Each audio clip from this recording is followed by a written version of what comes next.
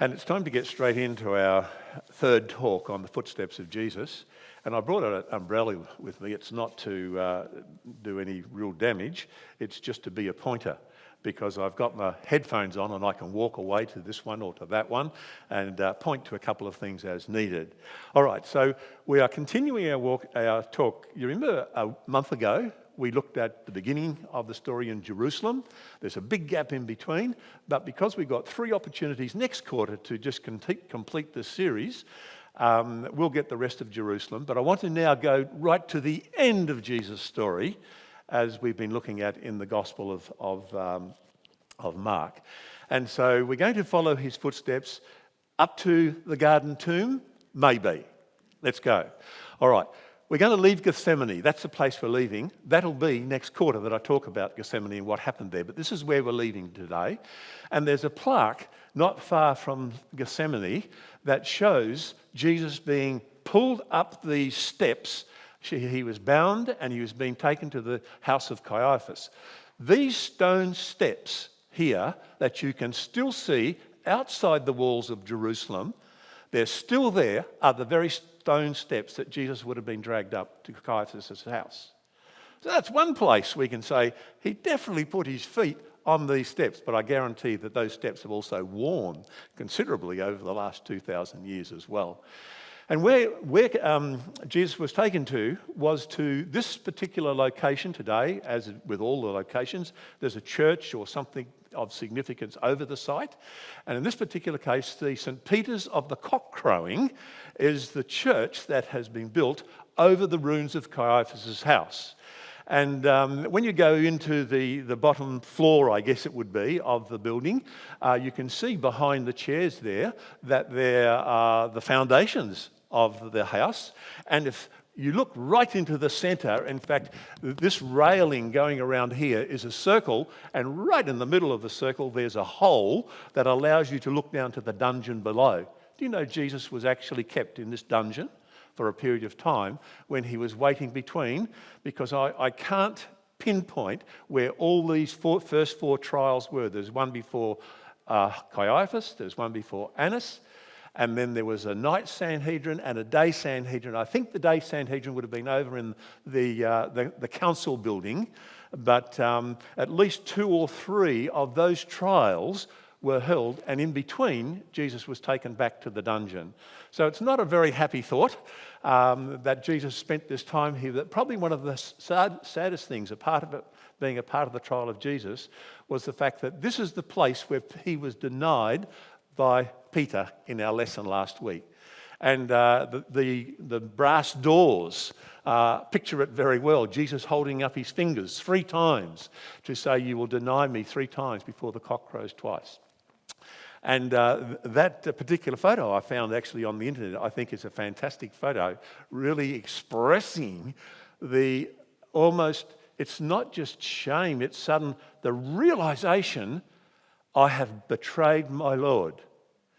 And in the courtyard of the church that we have just been in, there is this statue there of Peter also around the campfire denying his Lord.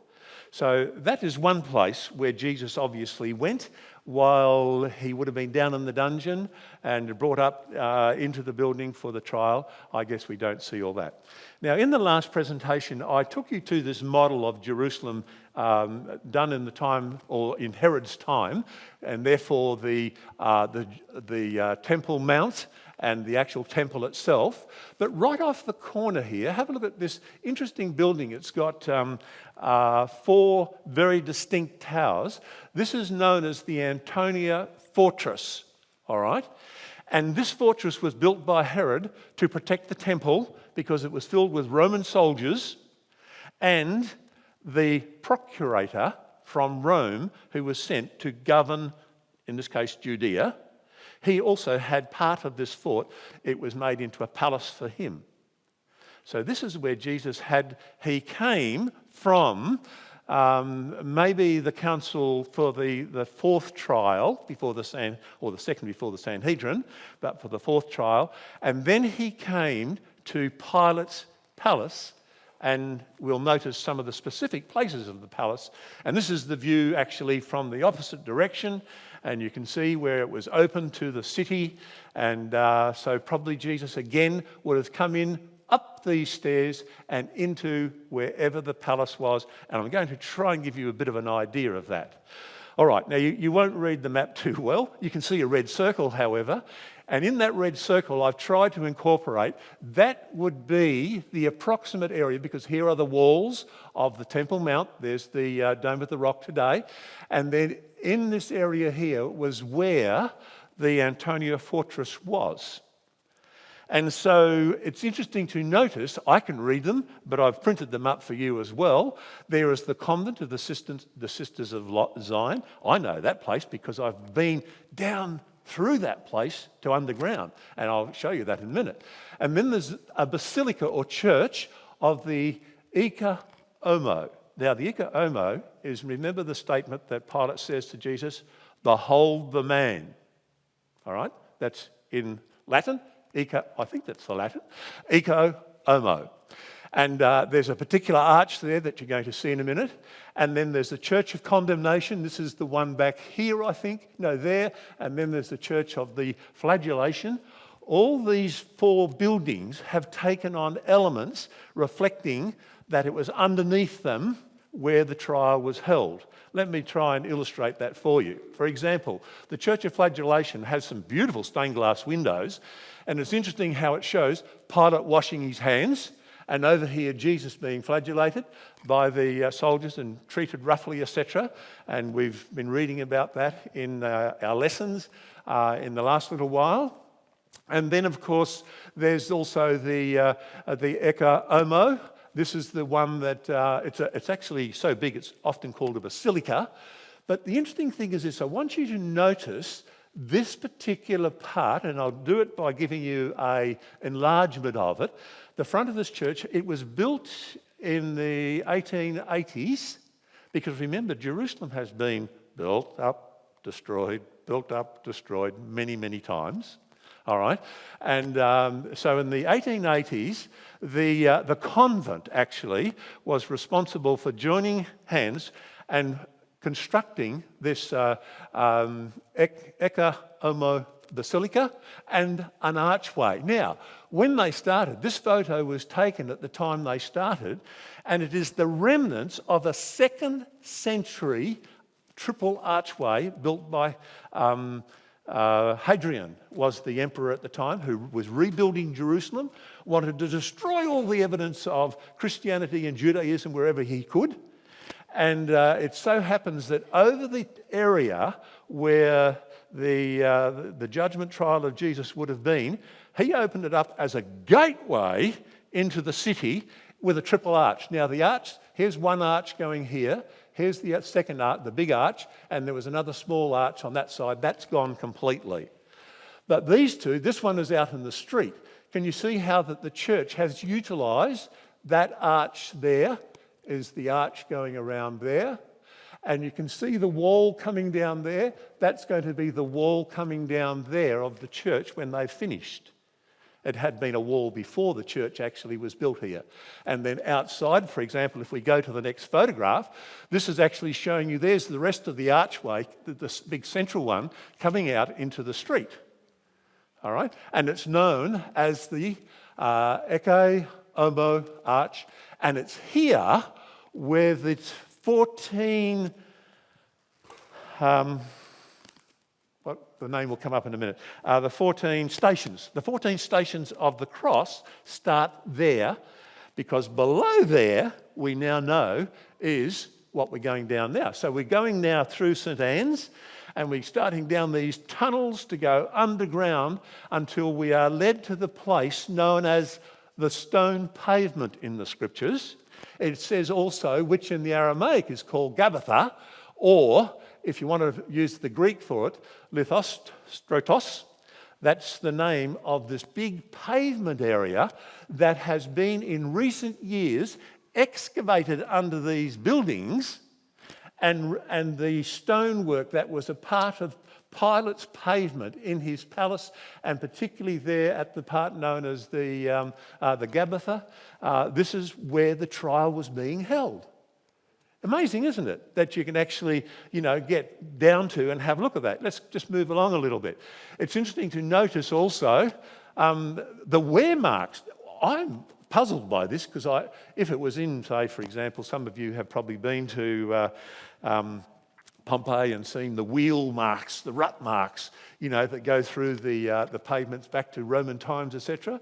Almost looks like it here, but I don't think that the chariots would have come into the pavement. What we do find there that is most interesting, however, is that can you notice in these 4 little pictures, there's actually games being scratched like a checkers board, if you like, and it's called the Game of Kings, by the way. And these had been scratched into the stonework, and a dice was used. What also was a dice used during Jesus' trial?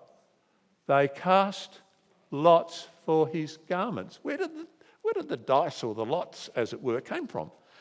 Probably the soldiers who used to spend their free time, if they had it, I guess they did, must have, and played games as they waited, in the here in the pavement area, etc.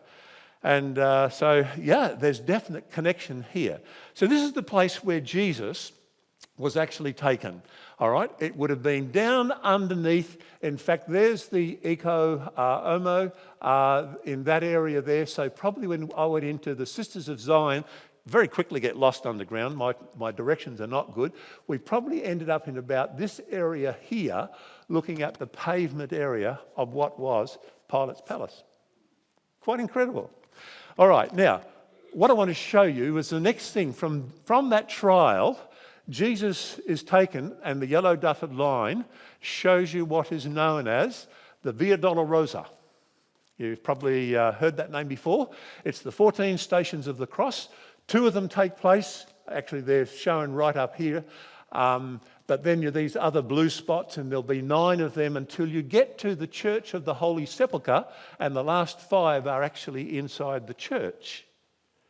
All right? Now, what happened at the Stations of the Cross? All right? Because I've taken a talk before on the Stations of the Cross, I'm not going to go through this, but I'm just going to quickly show you. These are the different things that happened at the various stations. You might have read 1 or 2. And these are the last 7. You might have read, again, 1 or 2, that go right from the time the trial finished until he marched all the way down the street, falling under the weight of the cross 3 times, having Simon take the cross, etc., Mary, and so it goes. By the way, 5 of the Stations of the Cross are not biblical, but they come from the early Christian tradition at that time. So finally, Jesus gets into and it's at this point when Jesus gets into the Church of the Holy Sepulchre, and those last 5 steps take place there. So what I want to do, got to quickly show you. By the way, the locals make every advantage of anything they can. First station, it's a souvenir shop, and they're saying that we are Antonio Fortress, which was straight above them, and it would have been straight below them, and so it goes. And obviously they probably organised tours up the street as well, where you'll see, and I'm not going to show you all of them, but here's 3. Jesus falling under the weight of the cross, number 3. Here's number 4, Jesus meeting his mother Mary. And so it goes until finally he comes into the Church of the Holy Sepulchre. There may be one place only where Jesus walked in that whole journey between Pilate's palace and the Church of the Holy Sepulchre where he was crucified. And it could be this place.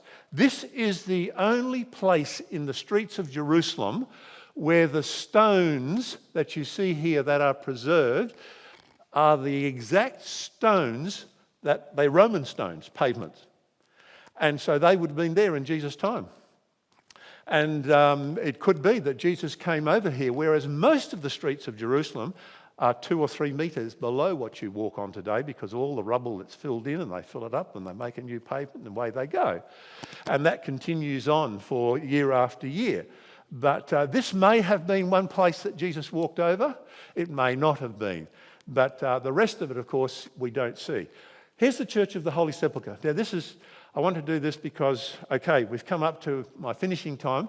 I want to show you two churches or a location. This is very complicated, the Church of the Holy Sepulchre. It's run by the Catholic Church, the Greek Orthodox, the Russian Orthodox, the Coptic Orthodox, and there's another Orthodox in there somewhere as well. They all have a part in this church. And when you go in, for example, tourists love to come to this first slab of stone where they say this is where Jesus was taken from the cross. This is so after he was crucified, taken from the cross, and he was prepared to go to the grave. It's right at the entrance between the middle 2 points that you'll visit when you go in. All right, oops, I've hit the wrong button again, but I think I can, thank you very much. Notice the tourists bringing their souvenirs and placing them on the stones and praying on them, because it's very important to take your souvenirs home and blessed. Then you go up to the the highest point in the church, not very far up to the roof here, and you'll see there is a crucifix of Christ, a rather large one. And in front of that crucifix, there is probably a slab for the tabletop. And underneath that slab, so here you'll see, for example, this lady, this is the open end where she's gone in, has gone in here to the place where they said this is where the cross stood. All right? The cross stood in the rock that's in that hole down underneath. So you can't see it, but you can put your hand in and I got photographs of tourists with their hands in just touching the rock where that stake would have been placed for the crucifixion.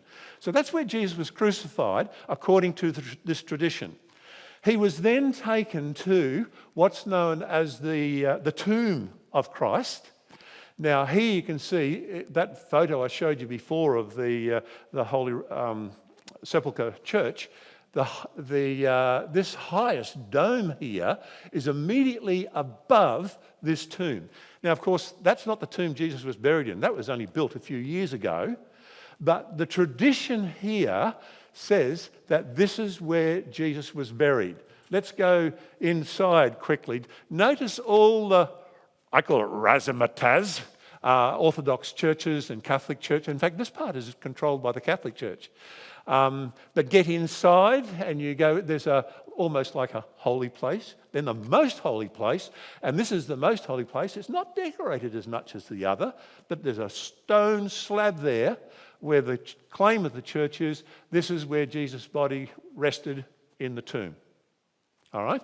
Now, from there, I'm going to take you to another place and explain why, and then come back and tell you, I probably believe that the first place, the Holy Sepulchre, is the place where Jesus was crucified, and I'll explain why later. But the garden tomb is very interesting to Protestants because a man by the name of Gordon established what was called this hilltop where the tomb is here. This hilltop was the place where Jesus was buried. It's outside the city wall. And so was, by the way, the Holy Roman Sepulchre in Jesus' time. About 20 years later, however, a wall was included around it as well. But Gordon was Charles Gordon, he was a British Protestant general there in Jerusalem, helping keep peace. Again, back in the 19th century. And he decided when he saw this shape on the side of the hill, so those other photographs were taken on the top of the hill around the other side. On the other side of the hill, it looks like a skull. And he saw that as a fulfillment of what the Bible talks about, that, that Jesus' body, or rather he was taken to the skull, which is Golgotha, and that was the place where he was crucified. And he used the skull as his first argument. This is the place. And also, and now notice some of the other things, he said, I found a tomb empty, and it's in a garden, and it fits the description of what the biblical account is. And so you see there's a garden there. In fact, it's interesting also that they have found that there is a water cistern there that dates back to the 1st century. all right? Now, this water system was in place. This garden must have been in place then, way back to the 1st century. So maybe the tomb that he's pointing out is also. And this is it. Here's something else interesting. You may find this difficult to see, but coming down there, and it's hard to find it over here, but it's about there somewhere. But coming down there is scratched into the rock what's known as Byzantines were the ones who introduced it. So let me call it a Byzantine cross, but it has another name. And it has a double arms. This is how they know it's a Byzantine cross. The double arms for the Byzantine cross represent the death of Jesus and the resurrection. All right? And for a Byzantine, that's got to be in the early centuries after the time of Jesus. Why did they put a cross on it way back there? Gordon says the reason for that is because people were back then recognising and coming to this as a pilgrim's place for the place where Jesus was buried. And then, of course, look, here's a perfect place for a rolling stone. In fact, here is a rolling stone over here, but because it didn't fit into this particular groove, they haven't got the rolling stone that belongs to this tomb now, but they've left it there at least to show that this, and that's it there, by the way, on the other side of the tomb, but this young lad is sitting on a rolling stone that is rolled across the face of Herod's tomb. So that's consistent with the biblical story too. Who will roll away the stone? And when you go inside and look at the tomb itself, it's well protected. No razzmatazz, except this one. And there, notice again, by the way, the Byzantine cross with the double arms. That's the only bit of graffiti, if you like. And in fact, the only other thing written on the inside of the tomb is this. It's on the back of the door on a wooden, it's been burnt into a wooden piece of wood. It says, "He is not here, for he is risen." And I've come out of the tomb declaring that while somebody got my photograph, and about 50 people standing in front watching. But it was making the point that this empty tomb today, that was an empty tomb when Jesus was first put into the tomb, is very appropriately supportive of the concept of what the Bible describes. And here is how I look at this.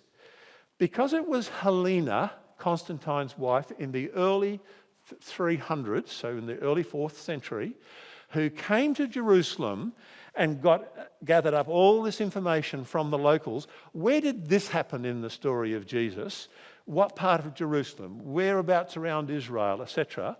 And she then had ordered, and Constantine funded it, he then ordered churches be built over these sacred sites that were identified way back in that beginning of the 4th century. I reckon that they had a better idea in the beginning of the 4th century, even though Jerusalem had already been destroyed twice by this time, by the time Constantine and Helena came through. But I believe they still would have had a better traditional, even if it's word of mouth, or maybe in places written, indication of where things really were. And I think, even though the church of later years, because what you saw as the church of the Holy Sepulchre, that was 11th century when that particular church was built, but Constantine had a church built over that site as a result of what Helena was doing. And there were 2 other churches built over that site before finally the one that stands there today and still stands was built on that site. And I think they have been able to preserve, under the sacredness of the church, where the locations were for the death and burial of Christ. So why did I show you the garden tomb? Because for me, I picture what that would have looked like in Jesus' time, like Gordon has found about 1 kilometre away from where the Holy Sepulchre Church is. And I think it presents an excellent picture, and we can well visualise the very story as it happened.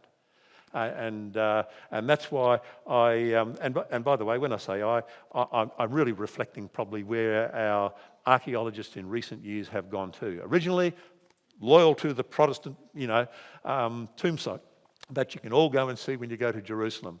But over time, they began to realise that, hey, what Helena did is probably more accurate in preserving that site. The church, in the meantime, has decorated it and rebuilt it, and it's been crumbled and built up again. It's hardly recognisable as being the places where it happened, but I believe that's where it happened.